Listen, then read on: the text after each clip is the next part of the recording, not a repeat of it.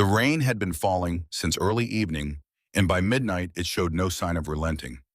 It came down in heavy, deliberate curtains against the tall glass panels flanking the entrance of the Ashworth Grand Hotel, streaking the windows in long, trembling lines that blurred the city lights beyond into something impressionist and cold. The kind of rain that didn't ask permission, the kind that settled in and made itself permanent, turning gutters into rivers and awnings into percussion instruments, and the whole sprawling cityscape into a smeared watercolor of headlights and neon and wet black asphalt reflecting everything twice. Inside the lobby held its warmth with the deliberate ease of a place designed to make warmth look effortless. Chandelier light pooled golden across marble floors veined in gray and cream. Table lamps near the reception desk cast soft amber shadows against dark wood paneling that had been polished so thoroughly it seemed to breathe. The occasional sound of a key card being programmed. The whisper of a uniformed attendant crossing from one station to another with the practiced silence of someone who understood that in a hotel of this caliber, the staff existed best when they existed least. The doorman stood at his post near the revolving entrance with the studied stillness of a man who had learned years ago not to notice things, not to notice the hours, not to notice the particular guests who arrived late and departed early, not to notice the weight that certain names carried when they appeared on the reservation system. He was paid well for this talent. The hotel was paid well for cultivating it. Dominic Hale did not notice the quiet. He moved through environments like this the way water moves through familiar ground, without resistance, without ceremony, without the need to announce itself or explain the direction of its flow. He came through the main entrance at 8 minutes past midnight, his black suit unwrinkled despite the hour collar open at the throat, his dark hair slightly damp at the edges from the brief passage between car and door. The rain had barely touched him. It rarely did. On his hands and along his neck, tattoos surfaced at the borders of his clothing. Deliberate marks, unhurried in their placement, accumulated over a life that most people in this marble lobby would not survive a single chapter of. They were not decorative. They were biographical. Each one a closed chapter in a language most people couldn't read and didn't want to. Two men followed him at a respectful distance. They always did. The first was Brennan, who had worked with Dominic for 11 years across 3 cities and an uncountable number of rooms where careful words were exchanged and permanent decisions were reached. Brennan was tall, broad-shouldered, with a face that had communicated nothing unless Dominic needed it to communicate something. The second was Connell, quieter position closer to the entrance, maintaining the perimeter, the way a man maintains a perimeter when the perimeter is his entire professional identity. The staff noticed Dominic the way trained staff always noticed men like him, carefully, peripherally, without making it obvious that they were noticing at all. He had stayed here before. He had held meetings in the private suites upstairs. He was a guest with a reservation and a black card that never declined, and a name that the night manager had flagged in the system with a small notation that simply read, "Full accommodation, no questions." That was enough. That was all they needed to know. Dominic's mind was already 14 floors above the lobby. The meeting waiting for him involved a property dispute, 3 investors, 1 contract, and a disagreement that had quietly outgrown the ability of lawyers and arbitrators to contain it. Dominic had been called in not as a lawyer or a mediator, but as the kind of presence that made disagreements resolve faster. He was thinking through the variables as he crossed the lobby floor, cataloging the angles the way he always did, calculating what each man in that room wanted badly enough to compromise over. He was not thinking about the bench near the entrance. He was not thinking about anything in the lobby at all, until he was. It was something in his peripheral vision that slowed him first. Not a sound, not a movement, but the specific wrongness of a small shape in a place where small shapes did not belong at this hour. Like a note played in the wrong key. The eye caught it before the mind identified it, and by the time the mind caught up, the body had already begun responding. Dominic's pace didn't stop immediately. It reduced, became deliberate. His eyes moved left. A little girl. She sat on a wooden bench positioned near the glass wall by the entrance, close enough that the rain light played across her face in shifting silver patterns. She was perhaps 6 years old, small even for that, dressed in an olive green jacket that had been worn enough to soften at the elbows and collar. The kind of jacket that had been bought with care and maintained with the particular attention of a parent who could not afford to replace it. Beneath it, a knitted scarf the color of wheat was looped loosely around her neck. Her boots were brown, slightly scuffed at the toes, of laces tied in the double-knotted style of a child who had been taught to tie them tightly so they wouldn't come undone. In her arms, held against her chest with both hands, the way a much younger child holds a stuffed animal, was a purple backpack. Compact, faded at the edges, its zipper pull catching the chandelier light in small, intermittent flashes. She held it the way you hold something when it's the only familiar thing in an unfamiliar place. She was not crying, she was not looking around the room for someone. She was not fidgeting or talking to herself, or doing any of the things a child alone at midnight in a hotel lobby might reasonably be expected to do. She was simply sitting, still, in the way that children almost never are. Not the stillness of sleep or distraction or the momentary pause between one burst of energy and the next. This was the stillness of someone who had learned to wait without expecting the wait to be short. The stillness of practice, of repetition, of a lesson absorbed so thoroughly that it had become posture. Dominic stopped. He stood for a moment studying her from a few meters away. In his line of work, he had learned to distinguish between people performing calm and people who had arrived at calm through necessity. This child had not been coached into sitting quietly. She had arrived here on her own through something she had already lived through, already understood at an age when understanding should not yet carry this kind of weight. His two men stopped when he stopped. Brennan exchanged a glance with Connell, but said nothing. Dominic walked toward her. He did not loom. He did not approach with the full architecture of his height, which would have cast a shadow across her that might have frightened her. Instead, he lowered himself, crouching down until he was level with her, his forearms resting across his knees, his tattooed hands loosely clasped in front of him. The posture was careful, considered, though he could not have said where he had learned it. Some things the body remembers that the mind has filed away in rooms it no longer visits. The girl looked up at him. She did not flinch. That surprised him. Most adults in his proximity found reasons to look away. This child simply looked at him with dark, steady eyes. Not fearless exactly, but composed in a way that suggested she had already evaluated him and decided something. "Where are your parents?" Dominic asked. His voice came out quieter than he had intended. "My mommy is working," the girl said. She said it simply without complaint, the way you state a fact that has been true for long enough that it no longer requires emotional annotation. Dominic glanced once toward the reception desk, then back at her. "And your father?" The girl gave a small, definitive shake of her head, the kind of shake that meant more than not here. The kind that meant, that is a different kind of question, and I am not going to answer it. "What's your name?" "Lily." "Lily," he said at once, the way he repeated names when he was committing them to memory. "How long have you been sitting here?" She considered this with genuine seriousness, the way children consider questions that adults treat as casual. She looked at the windows, at the rain, at the chandelier, as though triangulating her answer from the available evidence. "A long time," she decided. He nodded slowly. Then he asked again, more gently, "Where is your mommy working right now?" Lily's chin lifted slightly. She pointed upward, past the chandelier, past the ceiling, toward the floors above them. "In this hotel," she said. Then after a pause, so brief it almost didn't register, "My mommy is sick." Her voice stayed level. Her posture stayed unchanged. Her steady dark eyes stayed unchanged. "And her boss refused to pay her." Dominic Hale did not move. The lobby continued its manufactured quiet around them. The soft keystrokes at the front desk, the rain against the glass, the distant whisper of the elevator opening on an upper floor. Everything exactly as it had been 60 seconds ago, except that Dominic was no longer thinking about the meeting upstairs. He was thinking about a little girl who had learned how to wait, and about who had taught her. Dominic did not stand up immediately. He stayed crouched in front of her at her level, as though standing too quickly might break something fragile that had only just formed between them. Something that was not yet trust, but was adjacent to it. "Her boss refused to pay her," he repeated slowly. Not a question. He was testing the weight of the words, letting them settle into him properly. Lily nodded. One small, certain movement. "How do you know that?" Dominic asked.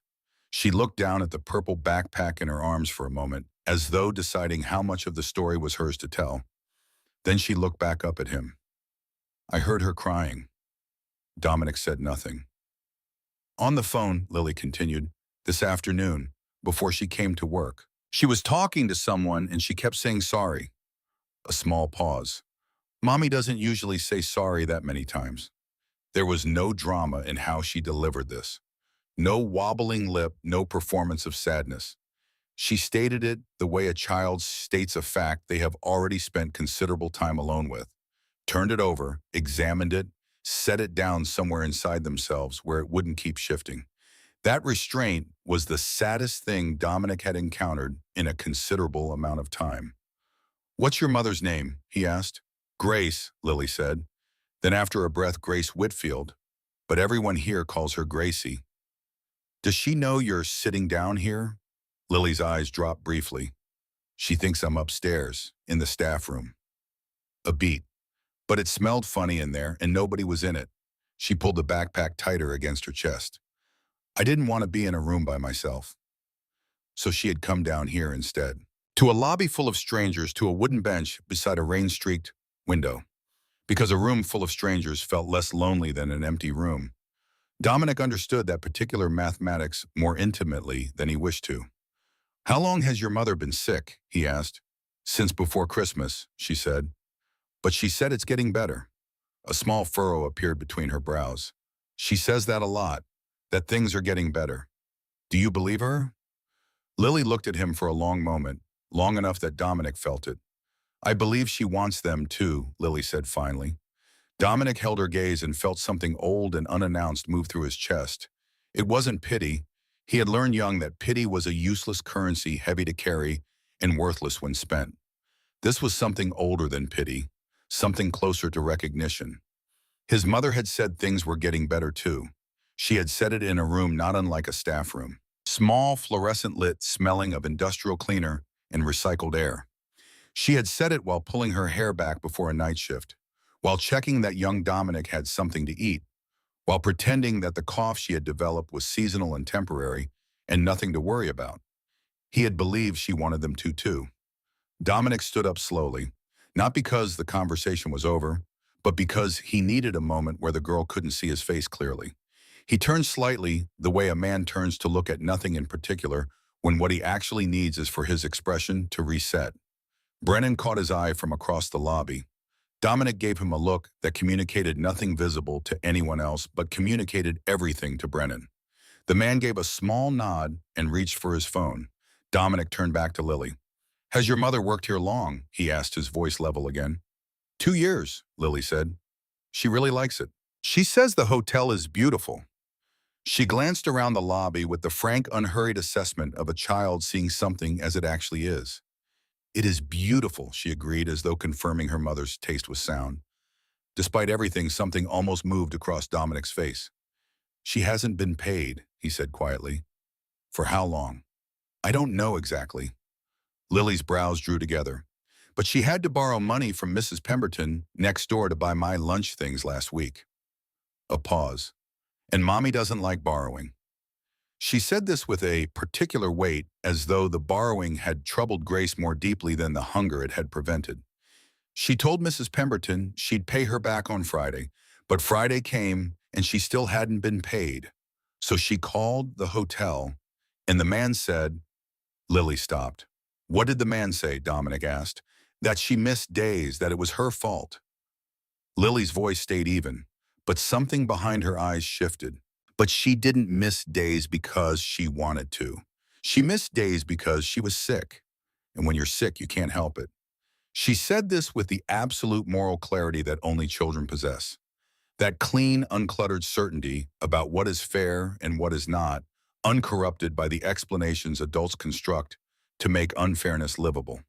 Dominic looked at her for a long moment. Then he asked the question that had been sharpening itself since she first looked up at him from this bench. The man who told her that, the one who refused to pay her. His voice was careful, measured. Is he the manager of this hotel? Lily nodded. Dominic straightened fully. He adjusted the cuff of his jacket once, a small, precise movement, and glanced toward the elevator at the far end of the lobby. He thought about the meeting upstairs, the investors, the property dispute. Then he thought about Grace Whitfield, borrowing money from a neighbor for school lunches, coming to work sick because The alternative was losing everything, crying on the phone and apologizing while her daughter listened through a door. The meeting could wait. "Stay here," he told Lily. "Don't move from this bench." She looked up at him. "Are you going to help my mommy?" Dominic reached into his jacket pocket and retrieved his phone. "I'm going to make a phone call," he said quietly. It wasn't an answer, but somehow Lily seemed to understand that it was. The hotel manager's name was Martin Driscoll. Dominic learned this in under 4 minutes, the time it took Brennan to make 2 phone calls and cross the lobby with the information delivered in a low, efficient murmur. Martin Driscoll, 43 years old, 12 years in hospitality management, 7 months in his current role at the Ashworth Grand. Dominic absorbed this without expression and told Brennan to have the man brought downstairs. He did not phrase it as a request. While he waited, Dominic returned to the bench where Lily sat. He didn't crowd her. He positioned himself a short distance away, close enough that she wasn't alone, far enough that she had space. He had learned somewhere in a life that had not made such lessons easy, that people who were already carrying something heavy did not need the additional weight of someone else's proximity pressing in on them. Lily had her backpack open, now small hands rummaging through it with the focused seriousness of a child conducting an inventory. She produced a slightly bent granola bar, examined it, and began eating it in careful, measured bites. Not the bites of a child savoring a treat, the bites of a child making something last. Dominic watched her without appearing to. It occurred to him that this was likely her dinner. The elevator at the far end of the lobby opened 7 minutes after Brennan's call. Martin Driscoll stepped out, looking the way men look when they've been pulled from somewhere comfortable unexpectedly. Jacket slightly creased, expression arranged into professional pleasantness, but not quite reaching the eyes. He was a broad man, thick through the shoulders, with a particular confidence of someone who had managed people for a living and had grown accustomed to that small authority, feeling like real authority. He scanned the lobby, found Dominic, and approached with his hand already extended. "Good evening, sir. I understand you wanted to speak with management." "Grace Whitfield," Dominic said. He did not take the hand. Driscoll's extended arm completed its journey to nowhere and returned to his side. The professional pleasantness recalibrated. "I'm sorry, Grace Whitfield," Dominic repeated. "She works in this hotel, night cleaning staff. She hasn't been paid." He let that sit for exactly 1 second. "I'd like to understand why." Something moved behind Driscoll's eyes. A quick internal calculation, the kind that happens when a man tries to determine how much the person in front of him actually knows. Then the professional pleasantness reasserted itself. Smoother this time. "I see. Well, I appreciate your concern, but employee payroll matters are confidential by nature, and without knowing your relationship to—" "Consider me interested," Dominic said. "That's enough relationship for tonight." Driscoll studied him. Dominic held his gaze without effort, without aggression. Just held it the way a wall holds space. "Mrs. Whitfield has had some attendance issues over the past several weeks. Our payroll system is structured around verified hours, and when hours cannot be confirmed due to absences—" "She was sick," Dominic said. "That may be, but the hotel has procedures." "She was sick," Dominic said again, quieter this time. "And she still came in." Driscoll paused. "How many weeks of wages are being withheld?" Another calculation behind the eyes. "I'm not in a position to discuss specific—" "How many weeks?" The question arrived without volume and without warmth, and it landed the way such questions land when delivered by men who have never needed to raise their voice to be taken seriously. Driscoll felt it. Dominic watched him feel it. "There may be," Driscoll said more slowly now, 3 to 4 weeks of disputed wages. Under review." Dominic said nothing. He had already taken his phone from his jacket pocket. He held it at his side screen, facing away from Driscoll, and pressed record. "Disputed by whom?" Dominic asked. "By the department, based on attendance records." "Has she been given written documentation of these disputes?" Driscoll shifted his weight slightly.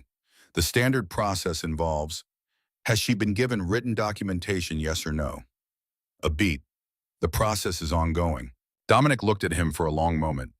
In the silence, the rain against the glass was very audible. He was watching Driscoll the way he watched everyone in rooms like this. Not for what they said, but for what happened in the spaces between the words. And what was happening in those spaces was not the discomfort of a manager caught in a bureaucratic oversight. It was something else, something that moved differently faster with too much awareness behind it. The man was not embarrassed. He was careful. There was a significant difference. Mrs. Whitfield has a daughter, Dominic said. He did not look toward the bench. Approximately 6 years old. The child has been sitting alone in this lobby for, he checked his watch, at minimum an hour and a half. While her mother works a shift, she is physically unwell to be completing, because she was told that missing another shift would cost her the job. Driscoll's jaw tightened fractionally. Was she threatened with termination? I wouldn't characterize. Was she told she would lose her job if she missed another shift? The silence that followed was its own kind of answer. Dominic looked at the man, really looked at him, and felt the shape of something he couldn't name yet harden in the back of his mind. In his experience, guilt presented in predictable ways. Defensiveness, justification, the rapid stacking of reasons. Driscoll was doing all of those things, but underneath them, something else was operating. We're not finished, Dominic said. His voice carried no threat. It didn't need to. I'll want to continue this conversation shortly. Don't leave the hotel. Driscoll gave a short, stiff nod and turned back toward the elevator with the careful walk of a man concentrating on appearing unhurried. Dominic watched him go. Then he stood quietly in the middle of the marble lobby phone, still recording in his hand, and thought about a man who was too nervous for someone who had simply failed to process a paycheck. Too nervous by a significant amount. And that in Dominic Hale's considerable experience meant only one thing. There was something underneath this, and he was going to find it. Dominic returned to the bench. Lily had finished the granola bar and folded the wrapper into a precise small square, the way children do when they have been taught to be tidy and have taken the lesson seriously. She held the folded wrapper in her palm, spotted a bin across the lobby, glanced at Dominic, then slid off the bench to dispose of it. She came back and climbed back up onto the bench with the quiet self-sufficiency of a child accustomed to managing small things alone. Dominic sat beside her this time. Not close, just present. The man you spoke to, Lily said without looking at him, the big one. Yes. He has a mean face, she said simply, even when he's smiling. Dominic looked at her. You notice that? Mommy told me to pay attention to faces, Lily said. She says people's faces tell you things their words don't. Your mother sounds like a smart woman. Lily nodded with the solemn certainty of someone confirming an established fact. She's the smartest person I know. A pause. She knows all the words to every song on the radio, even the fast ones. Something shifted in Dominic's chest, a movement so quiet he almost missed it. He looked away. He turned to Brennan, who had maintained his position at a discreet distance throughout. He spoke quietly. Go upstairs. Service floors 8 through 14. Find Grace Whitfield, night cleaning staff. He paused. Be careful how you approach her. Don't frighten her. Brennan nodded and moved toward the elevator without a word. Dominic looked back at Lily. Someone is going to check on your mother, he said. Lily looked up at him with an expression that was equal parts relief and something more complicated. The particular wariness of a child who has been told things were being handled before and has learned to withhold full belief until evidence arrives. Okay, she said carefully. They sat in silence that was not uncomfortable. Outside, the rain had shifted character. Less aggressive now, more persistent. The lobby had grown quieter still. Lily swung her legs slowly from the bench boots, not quite reaching the floor. Do you work here? She asked. No, Dominic said. Then why are you still here?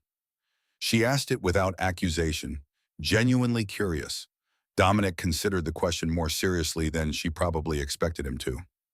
Because something needed to be looked into, he said finally, and I was the one standing here. Lily appeared to find this acceptable. 4 minutes passed, then Dominic's phone buzzed. A single message from Brennan. 3 words. Come up. Now. Dominic stood. He looked at Lily and made a rapid assessment. Leaving her alone again was not something he was willing to do. He signaled Connell and spoke to him in a low, direct tone. Stay with the child. Don't leave her line of sight. If she needs anything, get it. Connell moved to a position nearby without comment. Dominic looked down at Lily. I need to go upstairs for a few minutes. This man is going to stay close by. His name is Connell. He's safe. He held her gaze. I'll be back. Lily looked at Connell with her mother's taught assessment taking in his face, his posture, whatever language those things spoke to her. Then she looked back at Dominic. Okay, she said, this time without the weariness. Dominic moved. He took the elevator to the 11th floor and followed the service corridor east where Brennan was waiting outside a suite with the door partially open. The expression on Brennan's face was the careful blankness of a man suppressing a reaction because the moment didn't call for one. Dominic pushed the door fully open and stepped inside. The suite's main room was dim lit only by the light spilling from the bathroom and the ambient glow of the city through the large windows. A cleaning trolley stood near the center of the room, slightly askew as though it had been abandoned mid-movement. A spray bottle had fallen to the carpet. Grace Whitfield was on the floor beside it. She was conscious. Barely.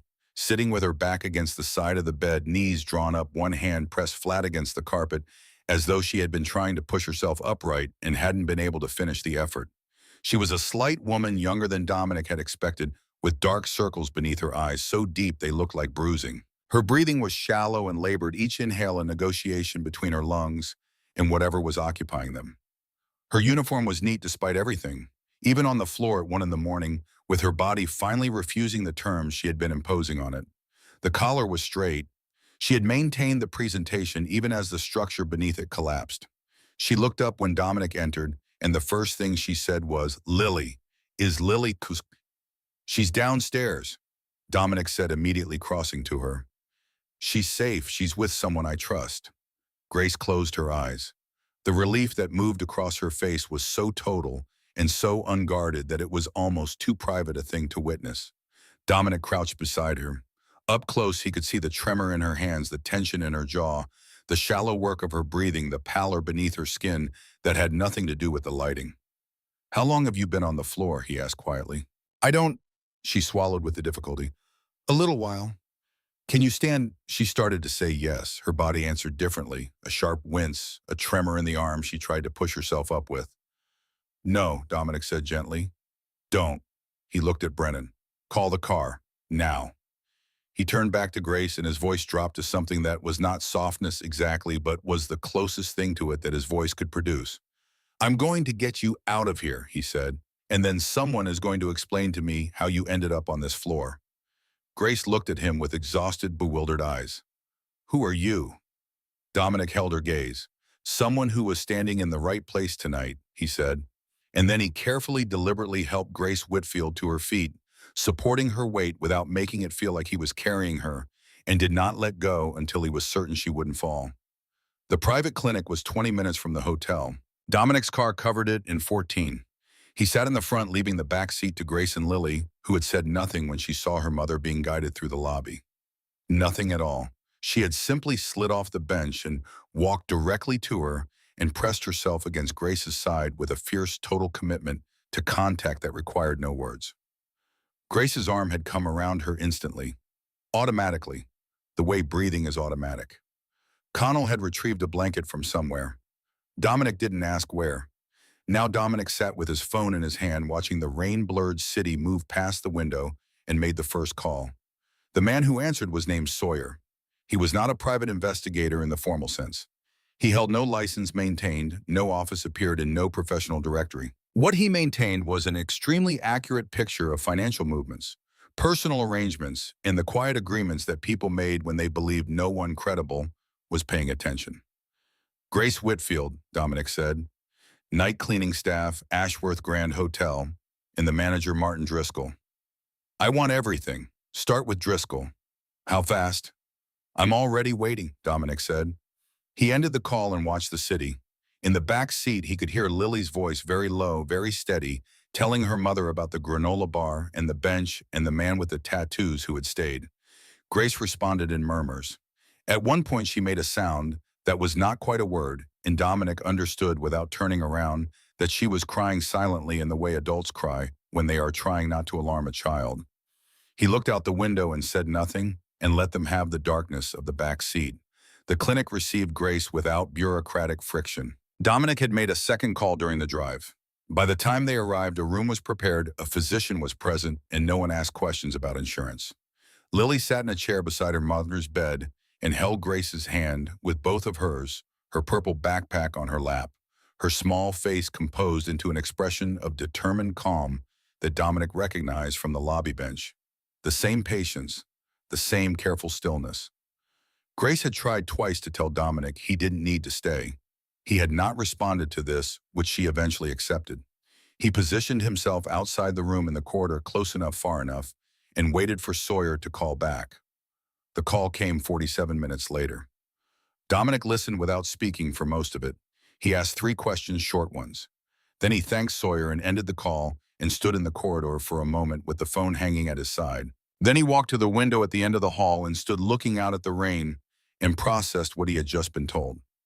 Martin Driscoll had been receiving payments, not from the hotel, not from any payroll account or bonus structure or legitimate incentive program, from a private source routed carefully through 2 intermediary accounts that had been set up to look like contractor payments for facility services. The payments had begun 8 months ago. The source, once Sawyer had unraveled the intermediaries, was a man named Keith Nolan, Grace Whitfield's ex-husband. Dominic knew the name within moments of hearing it, not personally but by category. Sawyer filled in the specifics. Keith Nolan, 38 years old, a history of documented incidents, 2 restraining orders, 1 conviction for assault that had been reduced on appeal, a custody case that he had lost comprehensively 18 months ago when Grace presented evidence of his behavior to the family court. The judge had been unambiguous. Full custody to Grace. Supervised visitation rights suspended pending a psychological evaluation that Nolan had declined to complete. He had lost Lily entirely. And he had decided with the particular logic of men like him that if he couldn't take what he wanted directly, he would dismantle the things standing between him and it. The plan as Sawyer laid it out through financial records and intercepted communications was methodical in its cruelty. Nolan had identified Driscoll, a man with manageable debts and flexible ethics, and approached him quietly. The arrangement was simple. Driscoll would delay Grace's wages. He would document her sick days as unauthorized absences. He would increase her workload incrementally. He would keep the pressure calibrated just enough to exhaust her, to destabilize her, to push her toward a point where she could no longer demonstrate to any court that she was capable of providing a stable home. If Grace broke down completely financially, physically, professionally, Nolan would return to court. And this time he would have documented evidence that she couldn't manage. Then Sawyer delivered the final piece, the thing that hardened everything else into iron. Nolan had already contacted an attorney. The paperwork was being prepared. A new custody petition citing Grace's deteriorating financial situation, her documented absences from work, her inability to provide consistent care. He was using the very collapse he had engineered as evidence that she was failing. He was going to walk into a courtroom and point at the rubble he had created and say, "Look, she can't even keep a job." Dominic stood at the window and let this settle into him fully. Outside, the rain had not stopped. The city continued below, indifferent, going about the business of being a city at 2 in the morning. He thought about Grace on the floor of that hotel suite, hand flat against the carpet collar, straight even then. He thought about Lily on the bench folding a granola bar wrapper into a square. He thought about the careful, patient stillness of a child who had learned to wait without expecting the wait to be short, and understood now where that stillness had come from, what had slowly, systematically been constructed around that child to produce it. A man had looked at his own daughter and seen leverage. That was the thing Dominic kept returning to. Not the bribery. Bribery was a transaction, and transactions he understood. Not even the cruelty, the deliberate grinding down of a sick woman through withheld wages and manufactured paperwork. Those were methods. He had seen methods before. What stopped him at the window, what he kept turning over, was the specific coldness required to look at your own child sitting on a bench at midnight and consider that useful. Dominic had known many dangerous men. He was by most reasonable definitions one himself. But there was a particular category of dangerous that had nothing to do with power or violence or the careful management of fear. A category defined only by what a person was willing to treat as expendable. Keith Nolan had placed his 6-year-old daughter in that category. Dominic turned from the window. He walked back down the corridor to Grace's room and looked through the small glass panel in the door. Grace was asleep, or something close to it, finally, after what her body had been refusing to surrender to for weeks. Lily was still in the chair beside her, still holding her mother's hand, her head now resting against the edge of the bed, eyes closed. Still there, still holding on. Dominic looked at them for a long moment. Then he straightened and took out his phone and made the call that would end Martin Driscoll's career before morning. And then he made the other call, the one that would ensure Keith Nolan understood, in terms that required no legal interpretation, that his plan had not merely failed. It had arrived at exactly the wrong person. The corridor was quiet at 3 in the morning.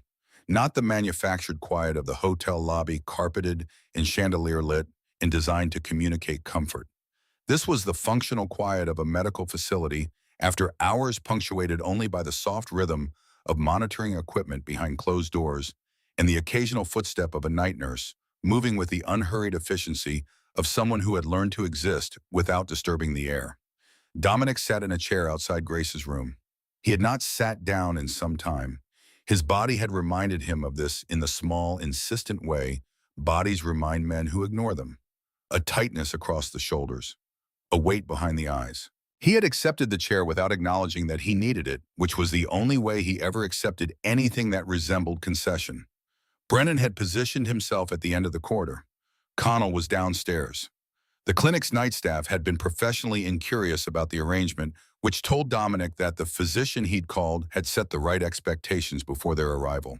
He held his phone and looked at the name on the screen. Edmund Ashworth. He had known Edmund for 19 years across a relationship that had never been entirely comfortable and had never needed to be. Edmund was 71 years old, operated out of Zurich for the purposes of taxation and out of everywhere else for the purposes of everything else, and had assembled over 5 decades a portfolio of holdings so diversified and so deliberately obscured that most financial analysts who tried to map it simply stopped beat at some point and wrote private interests in the space where specifics should have been. Among those private interests was a hotel group. Among that hotel group was the Ashworth Grand. Edmund Ashworth did not know Dominic had been in his hotel tonight.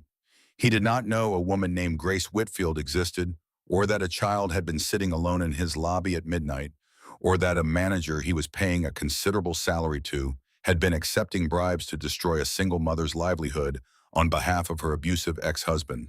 He was about to know all of it. Dominic pressed call. It rang 4 times. Then the line opened. Dominic. The voice was alert. Edmund Ashworth had not, as far as Dominic knew, slept easily since his 50s. It's past 3. I know what time it is, Dominic said. A brief pause. This isn't casual. No, he heard the old man shift. A door opening. A quieter room. Tell me, Edmund said. Dominic told him. He was not a man who used more words than necessary, and the account he gave was precise and sequential. The lobby, the child, the conversation with Lily, the exchange with Driscoll, what Sawyer had found in the financial records. He named Keith Nolan. He described the structure of the payments, the intermediary accounts, the 8 months of calibrated destruction. He described Grace Whitfield on the floor of Suite 1107 with her hand flat against the carpet and her collar still straight. He described the custody petition being prepared, Nolan's plan to use Grace's engineered collapse as courtroom evidence. He said that last part once and did not return to it. Edmund listened without interrupting. When Dominic finished, there was a silence on the line that lasted perhaps 10 seconds. Driscoll has been with the hotel 7 months, Edmund said finally. Yes. And Sawyer is certain about the payment routing. Sawyer is always certain, Dominic said. That is what I pay him for. Another silence, shorter. I want the documentation sent to my director of operations within the hour, Edmund said. His voice had changed, not louder, not harder, but the way a room changes when the temperature drops by several degrees without any single identifiable cause. I'll handle the internal process personally. I'd prefer it move faster than a process, Dominic said. It will. A pause. You have my word. I know, Dominic said. That's why I called you instead of handling it myself. This landed the way it was intended to, not as a threat, but as a precise statement of what the alternative had looked like before this call was made. Edmund understood. He had understood Dominic for 19 years. The woman, Edmund said, Grace Whitfield. She's being treated, yes. At your arrangement, yes. A brief pause. I'll have the hotel's insurance coverage applied retroactively, and her wages, all of them, will be transferred before morning. He paused again, and when he spoke next, something in his voice had shifted almost imperceptibly. She should not have been in that position. Not in any building with my name attached to it. Dominic said nothing. He had made his points. They had landed. The ex-husband, Edmund said. Nolan. I'll manage Nolan separately, Dominic said. The old man did not ask how. Is there anything else tonight? Edmund asked. Dominic looked through the glass panel in the door. Grace was still asleep. Lily had shifted in the chair, her head now resting more fully against the mattress. Her grip on her mother's hand maintained even in sleep, fingers loosely interlaced with Grace's, as though even unconsciously she was unwilling to be the one to let go first. No, Dominic said. That's everything for tonight. He ended the call and held the phone in his hands and sat in the functional quiet of the corridor and did not move for a while. He was not a man given to reflection as a practice. His life had been built on forward motion. The next decision, the next room, the next arrangement to be made or unmade. Looking backward was a luxury he had learned early to distrust. But sitting here at 3 in the morning, in a clinic corridor with rain still faintly audible, somewhere beyond the building's walls, he found himself thinking about his mother, about the shifts she had worked while sick, about the wages that had sometimes arrived late or short or not at all, about the small adjustments she had made without complaint, the dinners that were slightly smaller, the heating that was turned down a degree, the careful refolding of things that needed to last longer than they were made to last, about the fact that no one had ever made a single phone call on her behalf. Not one. Dominic stood up from the chair. He straightened his jacket and walked to the end of the corridor where Brennan was standing and told him what was going to happen to Martin Driscoll by morning, clearly, specifically, without embellishment. Brennan listened, then he said quietly, and the manager thinks he was speaking to a hotel guest. Yes, Dominic said. Brennan was quiet for a moment. He has no idea, he said. No. Dominic agreed. He looked back down the corridor toward the room where a woman slept and a child held her hand, and the rain continued outside, and the night continued its long, slow work of becoming morning. He had no idea at all. Martin Driscoll received the summons at 7:43 in the morning. It arrived through the hotel's internal communication system. A message from the owner's office flagged urgent, requesting his immediate presence in the executive conference room on the second floor. The message was signed by Edmund Ashworth's director of operations, a woman named Margaret Holt, who had worked for the hotel group for 16 years and was known across every property in the portfolio for two things: absolute competence and the complete absence of patience for men who confuse their title with their worth. Driscoll had read the message 3 times. Then he had straightened his jacket and told himself it was routine. Men like Driscoll were skilled at telling themselves things.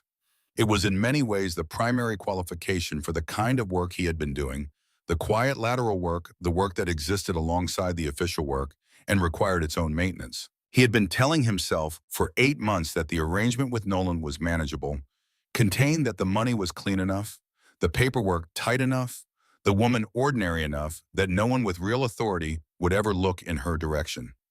He had been telling himself since the previous night that the man in the black suit was simply an agitated guest who would be handled through standard complaint channels and forgotten by morning. He walked into the conference room at 7:51. Dominic was already there.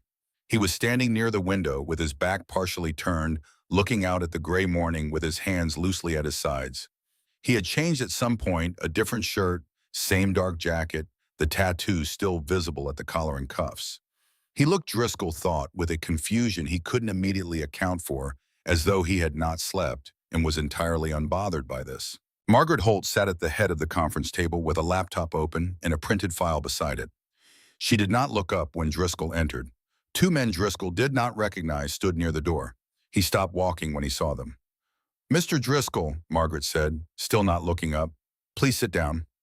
Driscoll sat down. Dominic turned from the window. He moved to the table without hurry and took a seat across from Driscoll, and for a moment said nothing. Simply looked at the man with the same quality of attention he had directed at him the previous night in the lobby. That look that contained no hostility and no warmth, and somehow for that exact reason was worse than either. Margaret turned the laptop to face Driscoll. On the screen were financial records, account numbers, transfer dates, amounts.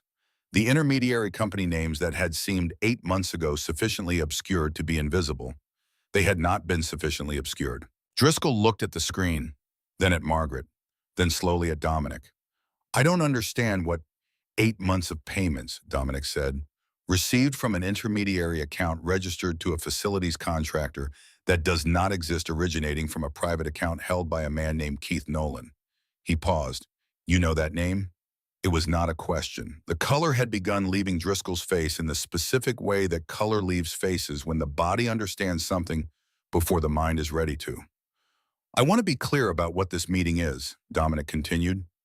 His voice was level, unhurried, carrying the particular calm of a man who had already decided every outcome and was now simply administering the sequence. This is not a negotiation. It is not an opportunity to provide context. It is a notification. He folded his hands on the table. By 9 this morning, Grace Whitfield will have received every withheld wage plus compensation. By 10, your access to every system in this hotel will have been revoked. By 11, you will have been formally separated from your position with cause, and the documentation supporting that separation will be filed with the relevant authorities. Driscoll's mouth opened. The cause, Dominic said, before anything could come out of it, will be recorded accurately. Acceptance of bribes, deliberate manipulation of employee records, complicity in a scheme designed to deprive a seriously ill single mother of her income and ultimately her custody of her child. He let that sit. That will follow you. You can't. Driscoll stopped, recalibrated. Who are you? You're a guest. You have no authority in this. He has every authority in this, Margaret said. She said it without looking up from her laptop. The flatness with which she delivered it was more devastating than any elaboration would have been. Driscoll looked at Dominic. Dominic said nothing. He did not explain himself. He did not reach for a title or a credential. He simply held Driscoll's gaze and allowed the silence to do what silence does when it occupies a room alongside someone who is completely comfortable inside it. It took approximately 11 seconds. Then something in Driscoll's face changed. A collapse. Small but total, like a structure that had been load-bearing, something too heavy for too long, and had finally given way. His eyes moved to the financial records on the laptop screen, to Margaret's expression, to the two men by the door, and then he understood. Not just what was happening in this room, but what he had done the previous night in the lobby, who he had stood in front of and given excuses to and attempted to manage with corporate language and careful deflection. You own, he started. I have interests, Dominic said simply, in many things. The full weight of his miscalculation arrived on Driscoll's face all at once. 8 months of careful construction dismantled overnight, a career revoked before 9, and the man he had dismissed as an agitated guest sitting across a conference table, looking at him with the patient, settled expression of someone for whom this outcome had never been in question. Margaret closed the laptop. Security will escort you to collect your personal items, she said. You have 30 minutes. She stood, gathered the printed file, and left the room. The two men by the door stepped forward. Driscoll stood slowly, like a man whose legs were doing the work his mind had abdicated. He looked at Dominic once more, a final complicated look that contained several things Dominic had no interest in receiving. Then he was gone. Dominic remained seated. He looked at the empty chair across from him and the closed laptop and the morning light coming gray and flat through the conference room window. His phone buzzed, a message from the clinic. Grace Whitfield had woken up. He read it twice. Then he stood straight in his jacket and allowed himself one thing he very rarely allowed, a slow, quiet exhale that carried with it the particular relief of a weight that had been correctly placed down. Driscoll was finished, but there was still someone else, and that conversation would require a very different room. Keith Nolan believed the morning was going well. He had woken at 8, made coffee, checked his phone. Nothing from Driscoll yet, but that wasn't unusual. The man communicated in his own time through channels that maintained comfortable distance between them. Nolan had learned patience over the past 8 months. He had learned to trust the process, the slow grinding process of watching Grace's situation deteriorate, one withheld paycheck at a time, one manufactured absence at a time. He was building a case, not in any courtroom, not yet, but in the architecture of documentation. Every missed shift Driscoll recorded. Every late payment Grace failed to make. Every borrowed dollar from the neighbor. He was constructing a picture, one brushstroke at a time, of a woman who couldn't manage. And when the picture was complete enough to hang in front of a judge, he would walk back into family court with his attorney and his manufactured evidence and take back what that judge had taken from him 18 months ago. He was on his second coffee when the knock came. Not a doorbell. A knock. 3 times. Unhurried, with the specific cadence of someone who was not uncertain about whether they would be answered. Nolan opened the door. 2 men he had never seen stood in the hallway outside his apartment.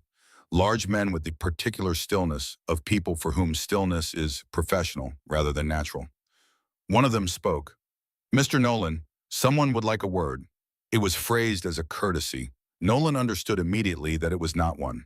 The meeting took place in a room on the ground floor of a building 12 minutes from Nolan's apartment, a room that belonged nominally to a logistics company Dominic held interest in. It was unremarkable. A table, chairs, a window overlooking a narrow street where the morning traffic moved in gray indifferent streams. Dominic was already seated when Nolan was brought in. Nolan was a broad man, not tall, but built with the particular density of someone who had spent years believing physical size was a form of argument.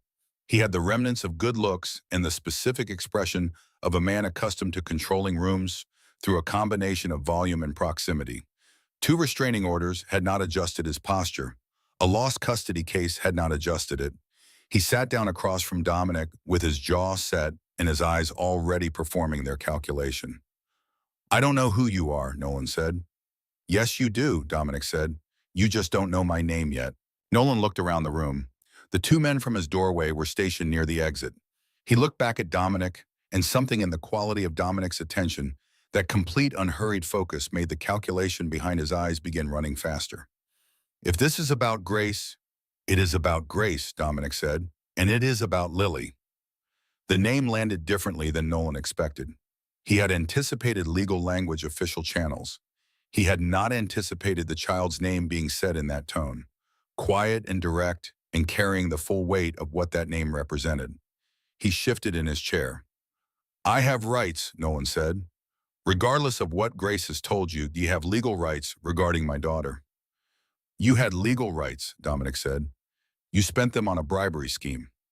Nolan's jaw tightened. "I don't know what you think you—" "Martin Driscoll was dismissed this morning," Dominic said, "with documented cause. The financial records connecting his payments to your accounts have been filed. The communications between you have been recovered." A single beat. Sawyer is very thorough. The name meant nothing to Nolan, but the word recovered did. Dominic watched him absorb it the specific way a man absorbs information that rearranges everything he thought was secured. The set jaw remained, but something behind the eyes had changed. "You don't have—" "I have everything," Dominic said simply. "I want you to understand that clearly before I tell you what happens next." He held Nolan's gaze with the patience of a man who had nowhere else to be. "What happens next is this. The documentation goes to your custody attorney, to the family court, and to the financial crimes unit. Your visitation rights, what remained of them, will be reviewed in light of a deliberate, sustained conspiracy to endanger your child's welfare." He paused. "Because that is what it was. You engineered the exhaustion and financial collapse of the only stable parent Lily has. You used your daughter as leverage. That is what the documentation shows, and that is what it will say." Nolan said nothing. His hands on the table were very still. "That is the legal consequence," Dominic continued. "I am not here to deliver legal consequences. I am here to deliver a personal one." He leaned forward slightly, not aggressively, just closing the distance enough that what he said next could not be mistaken for anything other than what it was. "Stay away from Grace Whitfield. Stay away from Lily. Remove yourself from their lives completely and permanently. Do not contact them. Do not approach them. Do not instruct anyone else to do so on your behalf." A pause. "This is the only time I will say this." Nolan stared at him. "You can't enforce—" "I'm not enforcing anything," Dominic said. "I'm informing you." He leaned back. His voice had not changed in volume or temperature throughout the entire conversation. It did not change now. "You built a careful plan over 8 months. You found a man with manageable debts. You moved money through channels you believed were invisible, and you slowly, deliberately pushed a sick woman toward collapse while her 6-year-old daughter sat on a bench in a hotel lobby at midnight holding a purple backpack." He stopped. That plan arrived at me. I need you to understand what that means. The room was very quiet. Nolan was not a man who frightened easily. Dominic knew the type, had known many of them across many rooms. Men whose sense of themselves was so heavily constructed that fear had to find unusual entry points. It couldn't come through the front door because the front door was barricaded with ego and entitlement and years of never being made to answer for anything in a way that stuck. It had found one. Dominic could see it. In the stillness of those hands on the table, in the way Nolan's eyes had stopped performing their calculation and had simply gone flat and present in the way eyes go when a person is receiving something they cannot yet process but cannot deny receiving. Lily will not grow up wondering where her stability went, Dominic said quietly. She will not grow up watching her mother rebuild from nothing because someone decided she was useful as a point of pressure. He paused one final time. You are going to let them go completely. And you are going to do it because you have understood this morning in this room that the alternative is not something you want to investigate. Nolan said nothing for a long moment. His eyes remained on Dominic's face, searching for something, a bluff, a weakness, a gap in the architecture. He found none. Then he looked down at his hands on the table. Something moved across his face. Not remorse, not exactly, but the particular deflation of a man whose architecture has been systematically taken apart and who is sitting in the rubble of it without anything left to hide behind. There won't be any more contact, he said finally. His voice was flat, stripped of its performance. Dominic looked at him for one more moment. Then he stood. He did not extend a hand. He did not offer a closing remark. He simply left. Outside, the morning had not improved. Still gray, still damp. The city going about its Tuesday with the complete indifference cities maintain toward the private catastrophes occurring inside their buildings. Dominic walked to the car and got in and sat for a moment looking at the street. Brennan in the driver's seat did not ask how it had gone. After a while, Dominic said, "The clinic." Brennan pulled out. Dominic looked out the window at the gray city moving past and thought about a little girl who had learned how to wait alone, who had learned to fold granola bar wrappers into precise small squares, who had looked at a stranger's face in a hotel lobby and decided with her mother's taught assessment that he was safe. He thought about what it would mean for her to grow up without that weight, to simply grow up. He looked at the rain on the window. Faster, he said quietly. Brennan accelerated.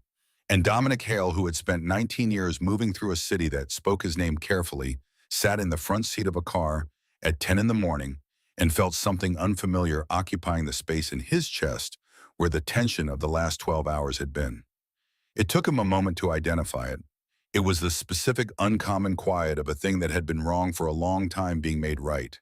He did not examine it too closely, but he did not push it away either. He let it stay. Grace woke to the sound of Lily breathing. It was the first thing she registered, before the unfamiliar ceiling, before the medical equipment, before the soft ambient light of a room that was clearly not her own. Lily's breathing, the small even rhythm of it close by, completely relaxed in the way children's breathing is relaxed when they feel genuinely safe. Grace turned her head. Lily was asleep in the chair beside the bed, head resting on her folded arms at the mattress edge, her purple backpack on the floor beneath the chair, her hands still loosely holding Grace's, even in sleep. Grace looked at her daughter for a long time without moving. The last clear memory she had was the hotel suite, the cleaning trolley, the floor coming up to meet her, the specific quality of her own exhaustion when it had finally, after weeks of being refused, simply taken what it was owed. She remembered thinking in that descending moment, not about herself, but about Lily waiting in the staff room, whether she had enough of the granola bars, whether she was frightened. She had not allowed herself to think about how bad it had gotten until the floor. The floor had made the decision for her. She became aware gradually of how she felt, which was weak in the thorough deep tissue way that signals the body has finally stopped performing and has begun the quiet work of repair. Her head was clear despite the weakness. An IV line ran to her left arm. The room was warm. She had no idea how she had arrived here. She was trying to reconstruct it carefully when the door opened. Dominic stepped in quietly. He was in the same dark jacket. He looked like a man who had covered significant distance since they had last occupied the same space and who had covered it entirely on his own terms. He stopped when he saw her eyes open. "You're awake," he said. "Yes." Her voice came out smaller than she intended. She cleared her throat. "I've been trying to work out how I got here." "My car," Dominic said. She looked at him. "You carried me out of the hotel." "You walked," he said, "with assistance." A pause. Grace looked down at Lily still sleeping against the mattress edge. Her throat tightened in the specific way it tightened when she was managing something large and did not have the resources to manage it with anything but control. "She stayed all night," Dominic said, answering the question she hadn't asked. "She didn't leave the chair." Grace pressed her lips together briefly, looked at the ceiling, looked back at her daughter. "She does that," she said quietly. "She stays." "I know," Dominic said. He moved to the chair near the window, not the one Lily occupied, the one angled slightly further away, and sat down with the particular ease of a man who had decided the room was where he needed to be and saw no reason to qualify it. Grace looked at him properly for the first time. In the hotel, she had only registered impressions. The dark suit, the tattoos, the steadiness. Now she looked at him the way she looked at things when she had sufficient stillness and to actually see them. "You didn't have to do any of this," she said. "No." Dominic agreed. "Then why did you—" He considered the question with a seriousness that suggested he was not going to offer her the comfortable deflecting answer. "Because your daughter looked up at me," he said finally, "and I recognized something." Grace waited. "The way she was sitting," he said. "The way she knew how to wait." He paused. "My mother used to work nights, cleaning." He said it without elaboration, without performance, simply as a fact. "I sat in waiting rooms and lobbies when I was not much older than Lily. I knew how to wait too." Grace was very still. "I am not the same kind of person your mother was," she said carefully. "No," Dominic said, "but Lily is the same kind of child I was, and no one made a phone call for my mother." He looked at his hands briefly. "I had a phone. It seemed like a reasonable use of it." The room was quiet. Outside, the rain had finally, after its long night of persistence, begun to ease. Grace looked at her daughter sleeping with her hand still holding hers, and felt something move through her that was too large and too complex to name in any single word. Gratitude was in it, and relief, and the specific exhaustion of a person who has been strong for a very long time and has just been told for perhaps the first time that they are allowed to stop. Her eyes filled. She did not try to prevent it. "The wages have been transferred," Dominic said quietly, "all of them plus compensation. The manager was dismissed this morning. The owner of the hotel has asked that I convey his personal apology for what that is worth." Grace absorbed this. Then something in Dominic's tone, not what he had said, but what he was preparing to say, made her go very still. "Nolan will not be a problem," Dominic said. The way he said it required no further explanation. Grace understood, with the instinctive comprehension of a person who had spent years reading the difference between promises and certainties, that this was a certainty. She exhaled, long and slow, and carrying in it the compressed weight of 8 months. Then something changed in her face. Not relief this time. Something harder. Something that had been forming beneath the exhaustion and the fear for longer than she had allowed herself to acknowledge. "He was doing this on purpose," she said. "It was not a question. Keith, the wages, the pressure, all of it." Dominic looked at her steadily. "Yes." "He was trying to take Lily." "Yes." Grace's jaw set. It was a small movement, but Dominic recognized it because he had seen it in a different context entirely, in the faces of people who had been knocked down and had just discovered in the process of hitting the floor that they had more fight in them than they knew. "He filed a petition," Grace said. "Didn't he, or he was about to?" Dominic said nothing. He did not need to. Grace looked at the ceiling for a long moment. When she looked back, her eyes were dry. The tears had been replaced by something else, something that had edges. "I need a lawyer," she said. "I can arrange, though." "No." She said it clearly, without hesitation. "I need my lawyer, the one from the custody case. Patricia Kessler. She knows the history. She knows what he is." She sat up slightly in the bed. The IV pulled, and she adjusted it without looking at it. "I'm not going to let someone else fight this for me," she said. "Not this. This is mine." Dominic looked at her. For the first time since the lobby, something in his expression shifted. Not surprise exactly, recognition. The recognition of a quality he had not been certain she possessed until this moment, and which changed the geometry of everything he had planned to do next. I'll make sure you have what you need, he said. The financial records, the payment trails, everything Sawyer found. Sawyer, the man who discovered the arrangement between Nolan and Driscoll. His documentation is thorough. It will hold up. Grace met his eyes. You're giving me the evidence. I'm giving you the weapons, Dominic said. The fight is yours. Lily stirred at the sound of their voices. Her eyes opened unfocused briefly, then found her mother's face with the instant, complete relief of a child whose internal compass had been pointing in one direction all night and had finally found true north. Mommy, she sat up, you're awake. I'm awake, baby, Grace said. Lily stood from the chair and climbed carefully onto the edge of the bed and fitted herself against her mother's side with a wholeness of commitment that left no room for ambiguity. Grace's arm came around her, her face pressed into Lily's hair. Dominic looked at the window. He gave them the privacy of his attention being elsewhere, which was the most private thing he could offer in a room this size. After a while, Lily's voice came slightly muffled against her mother's side. I told you he would help, she said. Grace made a sound that was partly a laugh and partly something else entirely. Yes, she said softly. You did. 3 days passed. Grace Whitfield spent them in the clinic, not because the physician insisted, but because her body, having finally been given permission to stop, took the permission seriously. It shut down systems that had been running on emergency reserves for weeks. It demanded sleep in quantities that embarrassed her. It demanded stillness in a woman who had not been still since before Christmas. Lily stayed. She stayed the way she stayed, everywhere completely without negotiation, with the purple backpack on the floor beside whatever chair she had claimed, and her small hands occupied with whatever task she had assigned herself. She drew. She read a book the nurse had found for her. She ate meals that arrived on trays with a seriousness that suggested she was evaluating the clinic's food service and finding it adequate but not exceptional. On the second day, she asked Grace if the granola bars at the clinic were different from the ones at home. They're the same kind, Grace said. They taste different here, Lily said. She thought about it. I think it's because I'm not on the bench.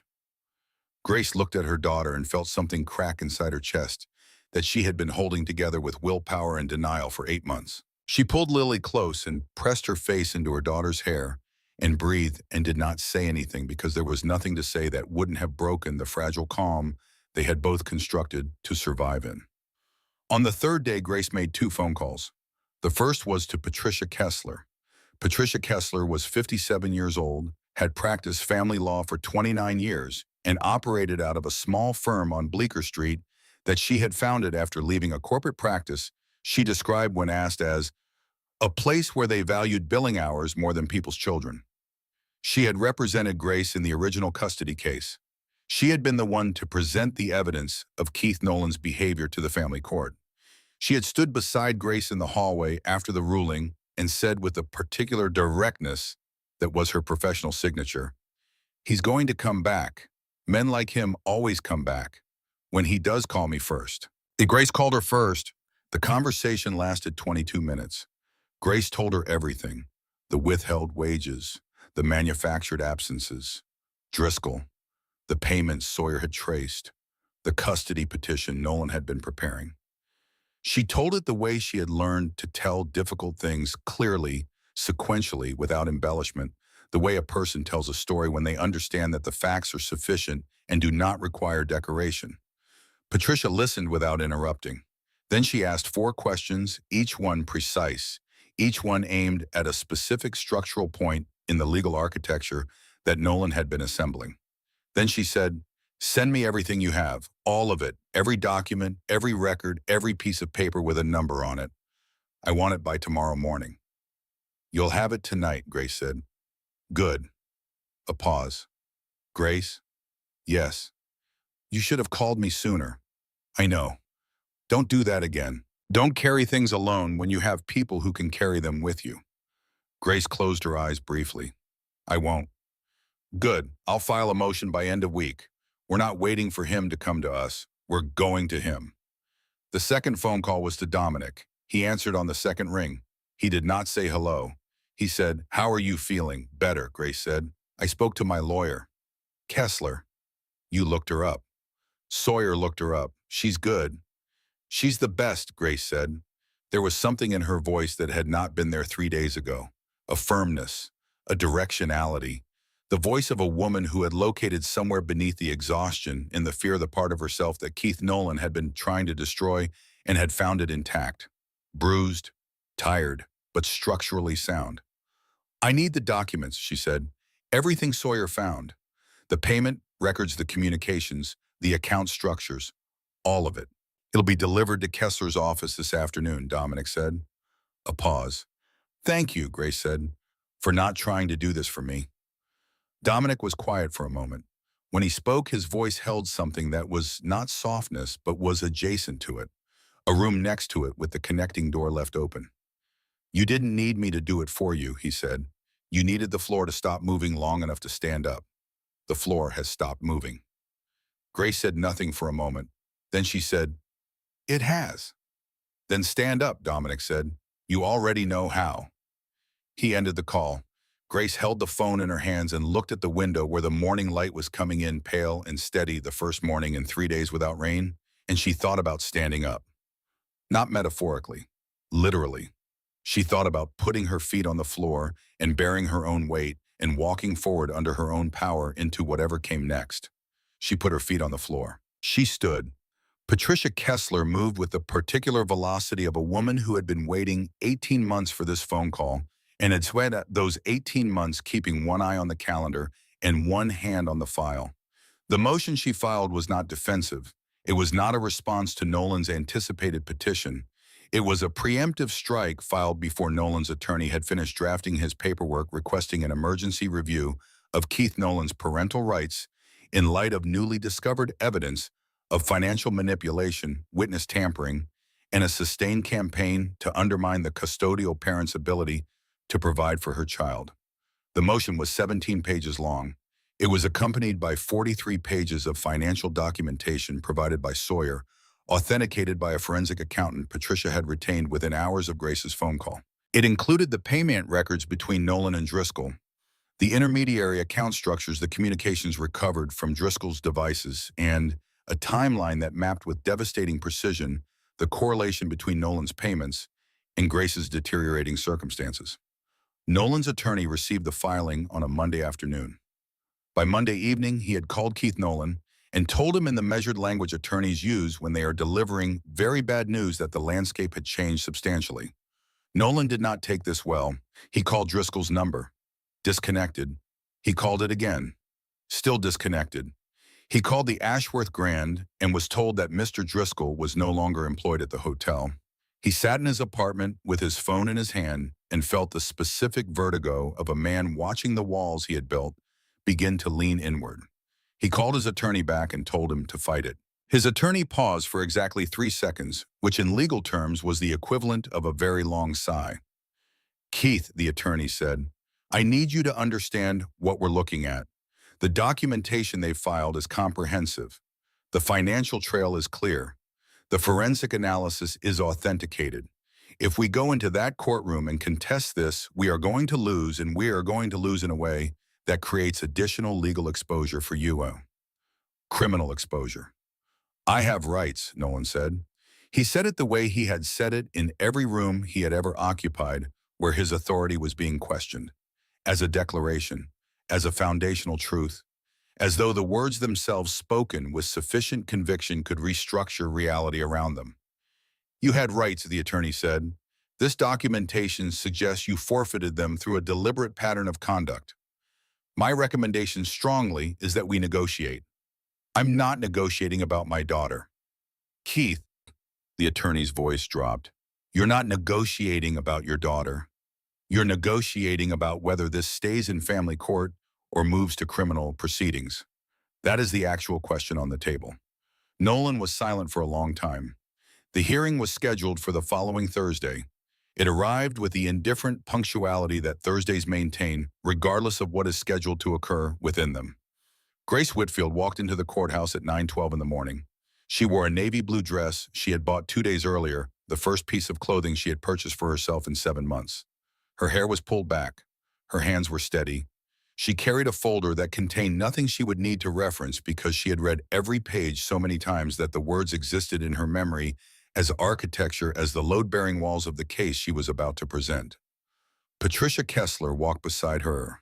Patricia wore gray, carried a briefcase that had seen the inside of more courtrooms than most attorneys would see in 2 careers, and had the expression of a woman who had spent 29 years waiting for cases exactly like this one. Lily was not in the courthouse. She was at Mrs. Pemberton's house, next door, eating pancakes and drawing pictures, and being for one morning simply a 6-year-old girl whose only concerns were whether the syrup bottle was within reach and whether the purple crayon was the right shade of purple for what she had in mind. Grace had kissed her that morning and held her for a moment longer than usual and said, "I'll be back before lunch." Lily had looked at her with those steady dark eyes and said, "I know." The courtroom was smaller than Grace remembered from the first custody hearing. Or perhaps she had been smaller, then compressed by fear and shame and the particular diminishment that comes from standing in a room and asking strangers to believe you about the person who was supposed to love you.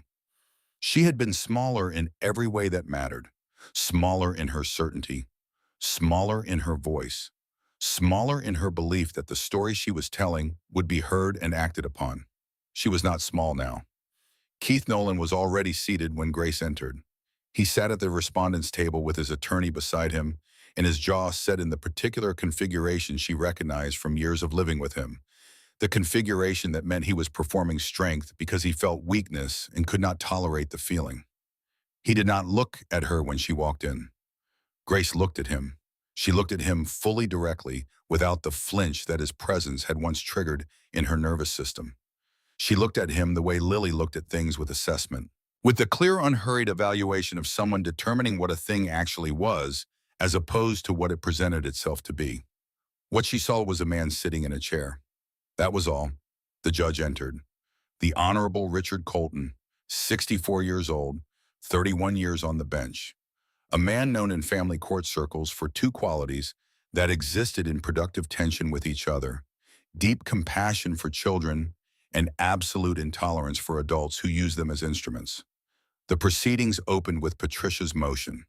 She presented it with clinical precision, walking the court through the financial records, the payments from Nolan to Driscoll, the intermediary accounts, the timeline of Grace's deteriorating circumstances mapped against the timeline of Nolan's deposits.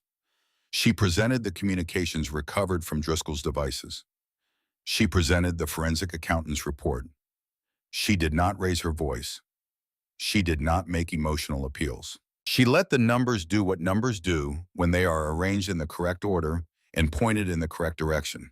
Then she said, "Your Honor, the respondent orchestrated an 8-month campaign designed to financially and physically destroy the petitioner's ability to care for her child with the explicit intention of using that manufactured destruction as grounds for a custody modification. The documentation is comprehensive, authenticated, and unambiguous. We respectfully request that the court terminate the respondent's remaining parental rights, their entirety." Nolan's attorney stood. He was a competent man in a bad position, and he did what competent men in bad positions do. He questioned the provenance of the financial records. He questioned the chain of custody of the recovered communications. He suggested that the intermediary accounts could have legitimate explanations that had not been explored. He did this with the professional thoroughness of a man who understood he was building a sandcastle below the tide line and was doing his best work anyway. Judge Colton listened to all of it. Then he looked at Grace. "Mrs. Whitfield," he said, "I'd like to hear from you." Grace stood. She felt the eyes of the courtroom on her. She felt Keith's eyes on her for the first time since she had entered. She felt Patricia's steady presence beside her. She felt the weight of 8 months pressing against the back of her throat. She set the folder down. She did not need it. "Your Honor," she said, 8 months ago I was a woman with a crate, an apartment, and a daughter who slept through the night because she knew that when she woke up I would be there." She paused, not for effect, because the next sentence required her to be ready for it. 6 days ago I was on the floor of a hotel room at 1 in the morning, too sick to stand up, while my 6-year-old daughter sat alone in the lobby, holding a purple backpack because she didn't want to be in an empty room by herself. The courtroom was very quiet. I didn't know why my wages had been withheld. I didn't know why every time I called to ask, I was told it was my fault. I didn't know why every shift got harder and every week got more impossible, and every morning felt like trying to climb a wall that someone kept building higher while I slept. She looked at Keith, directly, without flinching. Now I know he did it. He paid someone to do it. He paid someone to take my money and document my sick days as failures and threaten my job and watch me fall apart one piece at a time so he could walk into this courtroom and say I wasn't fit to raise my daughter. Her voice did not waver. My daughter, who sat on a bench in a hotel lobby at midnight and told a complete stranger that her mommy was sick and her boss wouldn't pay her. My daughter who folds granola bar wrappers into neat little squares because I taught her to be tidy. My daughter who pays attention to people's faces because I taught her that faces tell you things words don't. She paused. I taught her those things. I taught her while I was sick, while I was scared, while I was borrowing money from my neighbor to pack her lunch. I taught her every single day because that is what I do. That is what I have always done.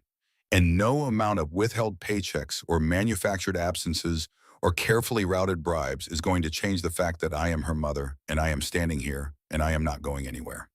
She looked at Judge Colton. I am asking this court to protect my daughter from a man who looked at her and saw a thing to be won. She is not a thing to be won. She is a child. She is my child. And she deserves to grow up without looking over her shoulder. Grace sat down. The courtroom was silent. Patricia Kessler, who had spent 29 years in courtrooms and had heard thousands of statements from thousands of parents, sat very still beside her client and said nothing. There was nothing to add. Judge Colton looked at the documents in front of him. He looked at Nolan. He looked at Nolan's attorney. He looked at Grace. Then he spoke. The evidence before this court is clear, comprehensive, and deeply disturbing. The respondent engaged in a deliberate, sustained, and well-documented campaign to undermine the petitioner's financial stability, physical health, and parental capacity using a third-party intermediary who was positioned within the petitioner's place of employment. The purpose of this campaign, as demonstrated by the financial records, the recovered communications, and the timeline of events, was to manufacture the conditions for a custody modification that the respondent could not obtain through legitimate means. He paused. This court does not take the termination of parental rights lightly. It is the most severe action available in family law, and it is reserved for circumstances in which a parent has demonstrated through sustained conduct that their involvement in a child's life constitutes a clear and present danger to that child's welfare. He looked directly at Keith Nolan. Mr. Nolan, your conduct meets that standard. You did not merely fail your daughter. You weaponized her. You treated her welfare as a strategic variable in a campaign designed to harm her mother.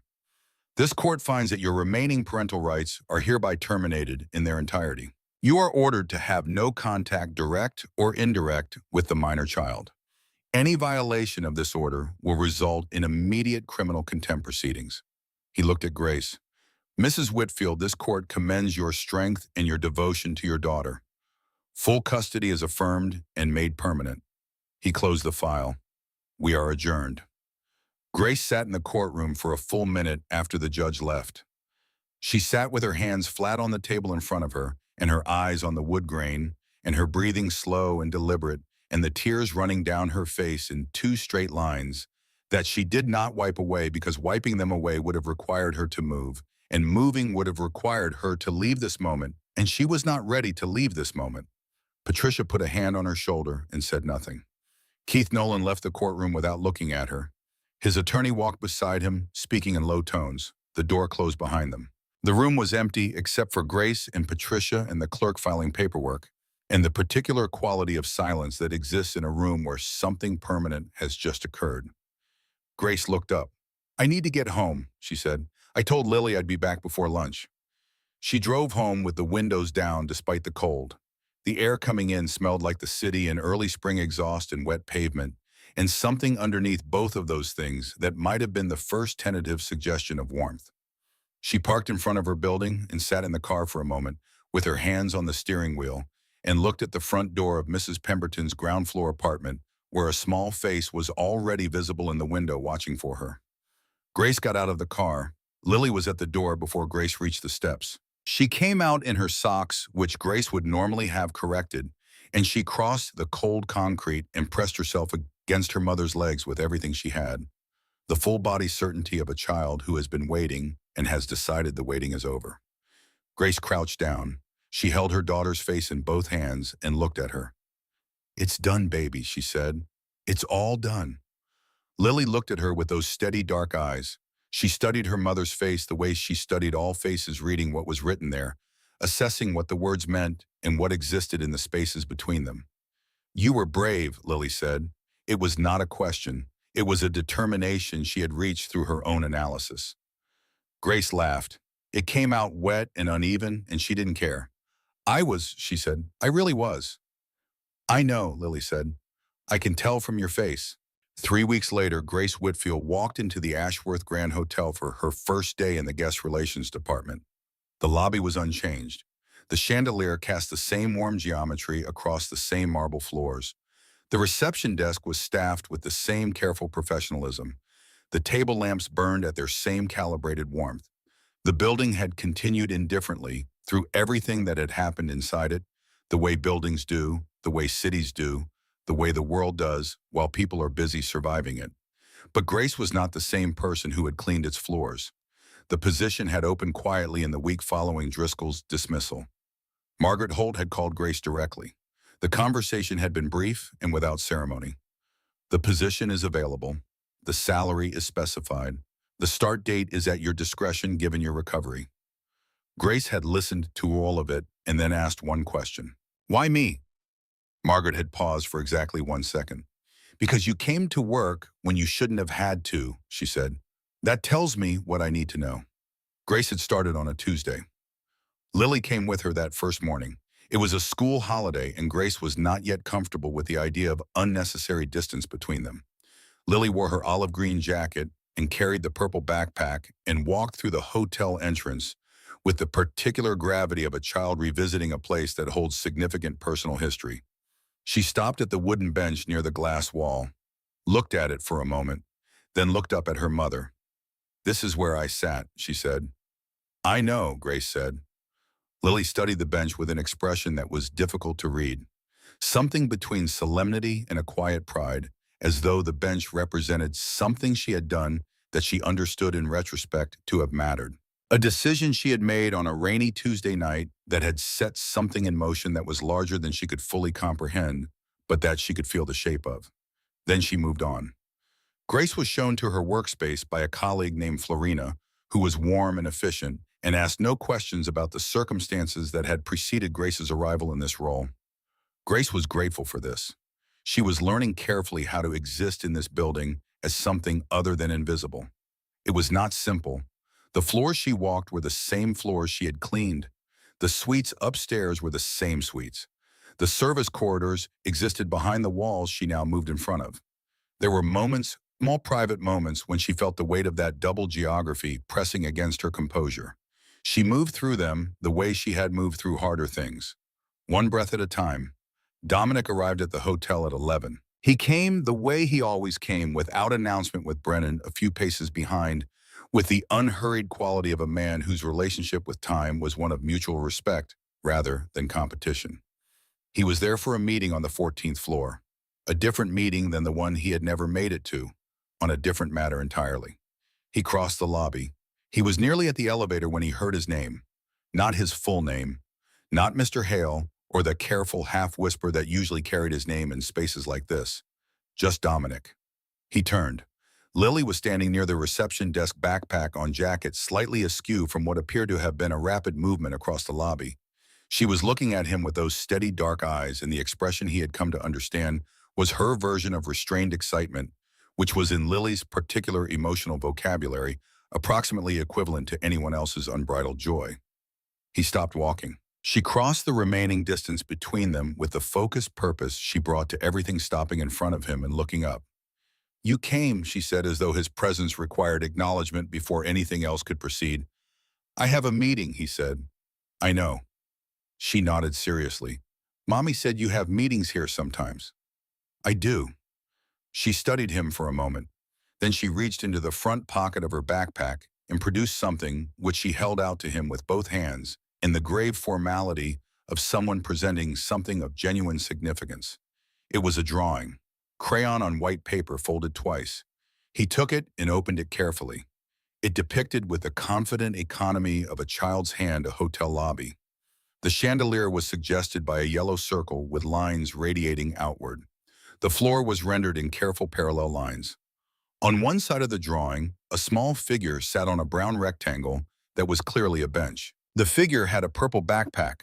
On the other side, a taller figure crouched down. The taller figure had lines on its hands and neck. Between them, in Lily's careful, oversized handwriting, "The man who saved my mommy." Dominic looked at the drawing for a long moment. Then he looked at Lily. She was watching him with that patient, evaluating gaze, waiting to see what he did with it. Not nervously.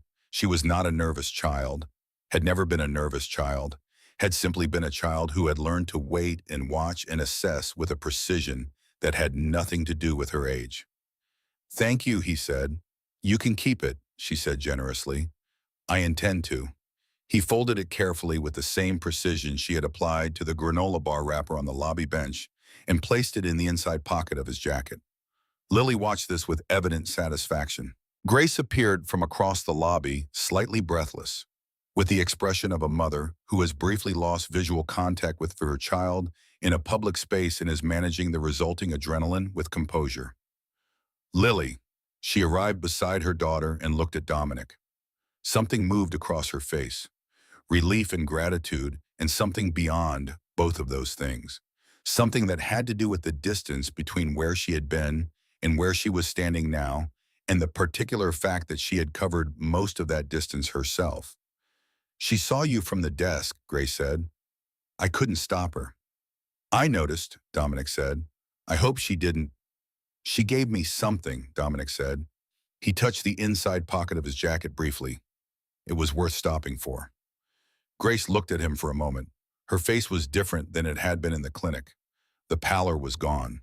The dark circles had faded. But it was more than the physical recovery.